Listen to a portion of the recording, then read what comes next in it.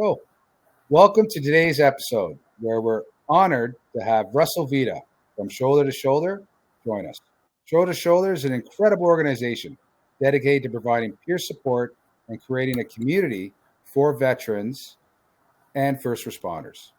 They are making a real difference by helping individuals overcome personal struggles, and will be diving into their journey and the impact they've had on the veteran community. Let's hear more about the mission and the important work they do today. Russ Vida, how you doing? I'm doing well, Riad. You? Awesome. Tell us about Shoulder to Shoulder and its mission and mandate, and how you're helping fellow veterans and first responders. Shoulder to Shoulder is a program that we started a few years ago in order to get injured veterans and RCMP out onto the ski hill, get them back out into some sort of a sports-minded activity, and we thought it important for a lot of those injured veterans to bring a spouse or a caregiver, as those folks are part of their daily living, and help them with their journey to wellness. So our program is a program based on that shared experience, and also sort of based in some respite for the caregivers. Great. And you had a really successful last year. I know there was 4 events, if I'm correct, and they were all full. Yeah. The response to the program has been overwhelming. And last year we did 4 camps, one in Whistler. Or sorry, we did 3. We had to cancel one because of lack of snow. But we did one in Whistler. Yeah. The 10-year dragon slayed us in Mount Washington, but Whistler, Mount Sema in the Yukon in Whitehorse, and Kamloops, Sun Peaks, and we would have also done the one at Mount Washington in Comox, but like I said, the weather was against us.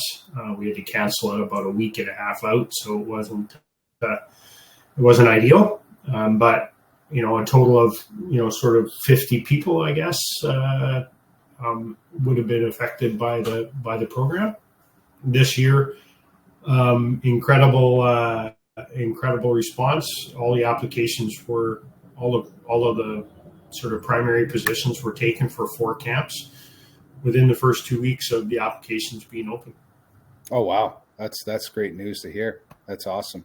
Russ, Spartan well. We've known each other for several years now, and you served as well, and did a lot of time with the military, more than me and more than most, to be honest. And with Spartan, we have 5 keystones to wellness, and our 5 keystones to wellness, and that's on an individual basis, but includes self-care, community, innovation, education, and empowerment.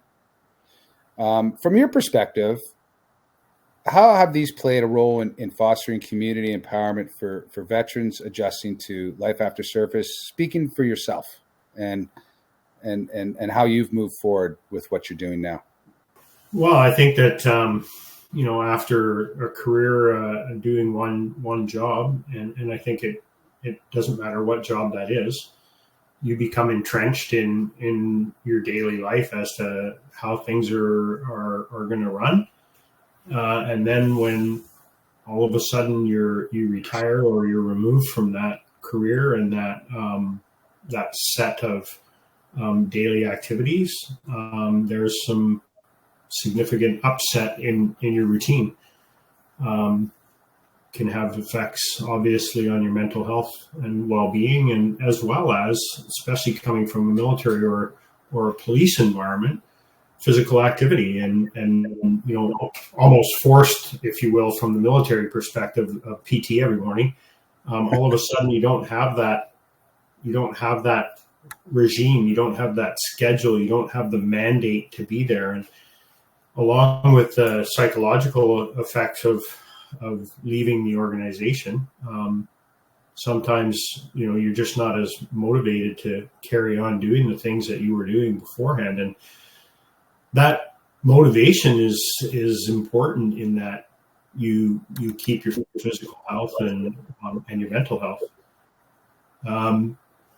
The idea of moving into the unknown, if you will, from my perspective, you go from being a kid in school, and then you join the army, and then you're at the end of it, you're sort of out the other end, and there was no other thing in the middle. So, there's no idea of what this civilian life should really be. So you're kind of in the wilderness and searching for what it is that you're meant to do. The thing about that is that without the opportunity from organizations much like Spartan to have interactions and discussions with like-minded folks and people that have similar backgrounds, you're out on your own. So, as far as technology goes, with respect to the things that Spartan does with, different meetings and support groups through technology, those are awesome, because otherwise people might not be able to get together and or have the will or desire to go out, depending on what their mental state is. Yeah. Let's talk about that. You mentioned parts of it there when we were talking about the wellness, five keystones to wellness, and you transitioning into civilian life. Obviously, it comes with its own set of challenges, which you mentioned a few of them. What were some of the key hurdles you or other veterans faced, and how does Shoulder to Shoulder help guide them through that? Yeah, so there's a few different hurdles, and I think everybody comes to them in a different way, and at a different time. I think after leaving service, because I was medically released because of my back, and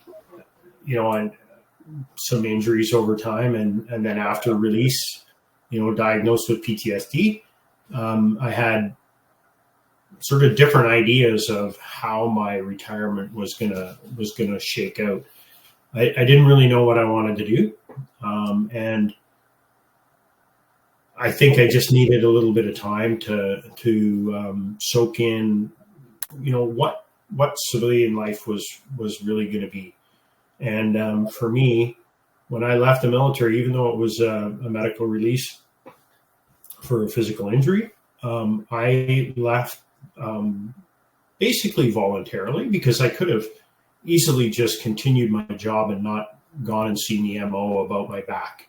I mean, when you're a chief warrant officer, the troops are looking at you. Yeah. Are you doing PT with them? Are you out doing a rucksack march with the unit and all the rest of it? There's many that don't. And I could have easily slid into a job in some headquarters and just kind of stuck with it. But at that point in time, I still enjoyed my job, and I thought, now is the time to leave.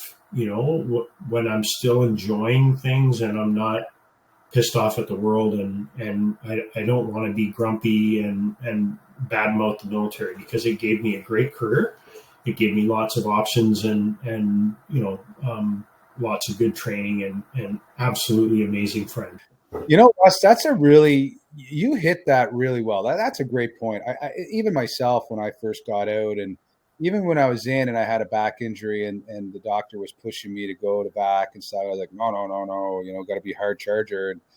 And you're right. There's a lot of people who leave the military and forget that, that is part of our agreement, is that we get a benefits package. They take care of us. And there's that, call it esprit de corps, that I'm a soldier first mentality.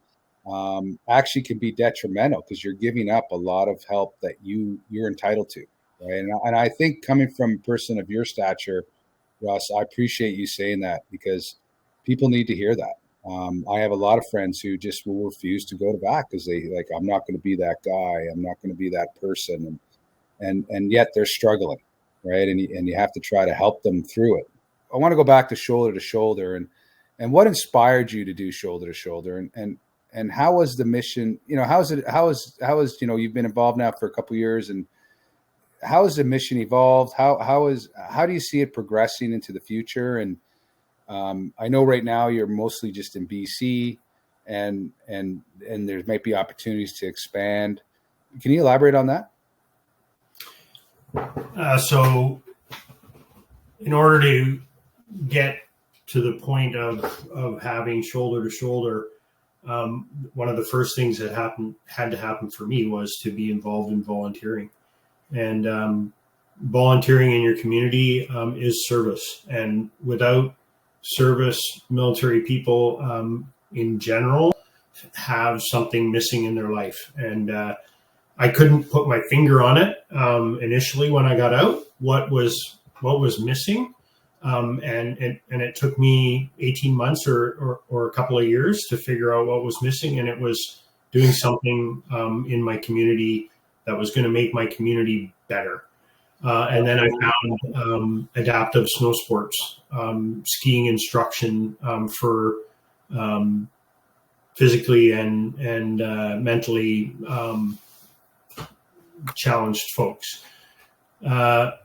So adaptive snow sports, Canadian Adaptive Snow Sports and the British Columbia Adaptive Snow Sports organizations have many clubs across Canada that teach cognitive and physically disabled people or people that have physical differences.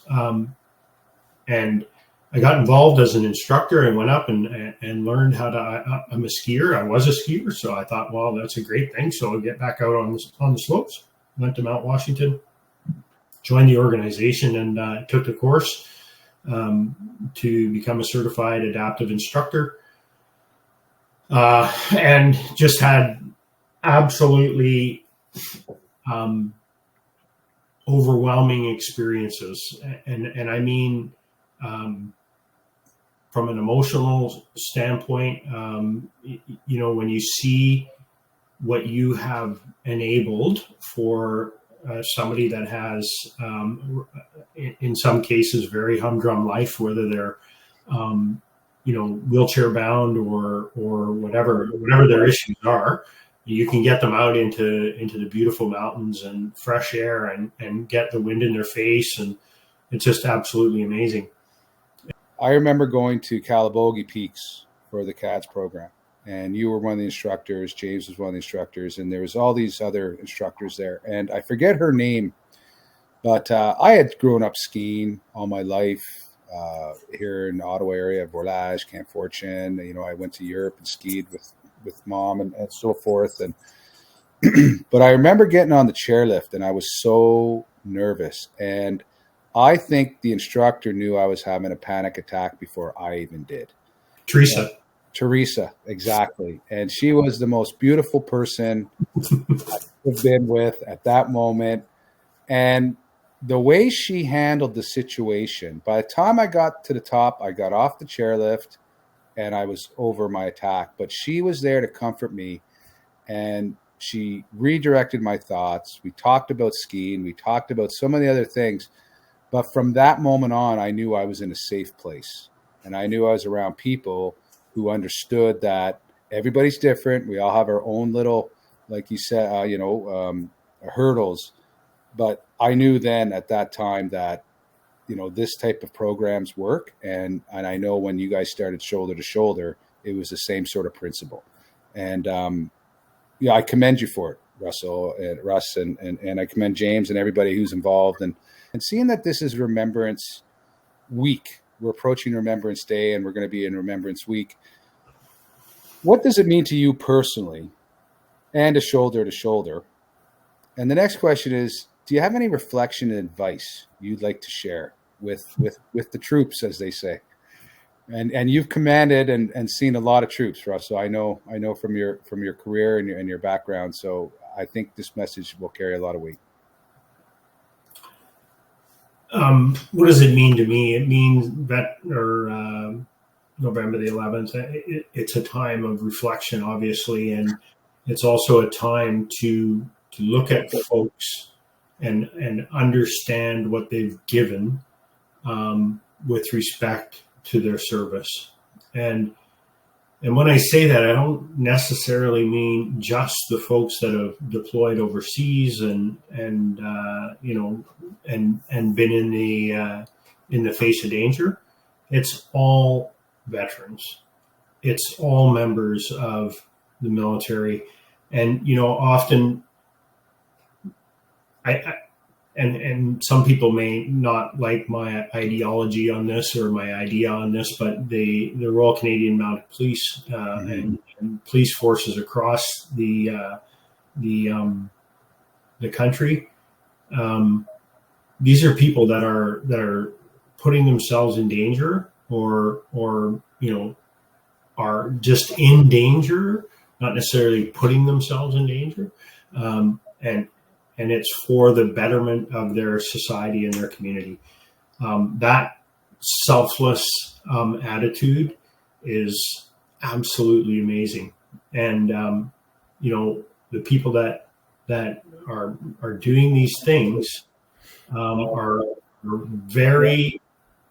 the very last people that ask for anything, and they're.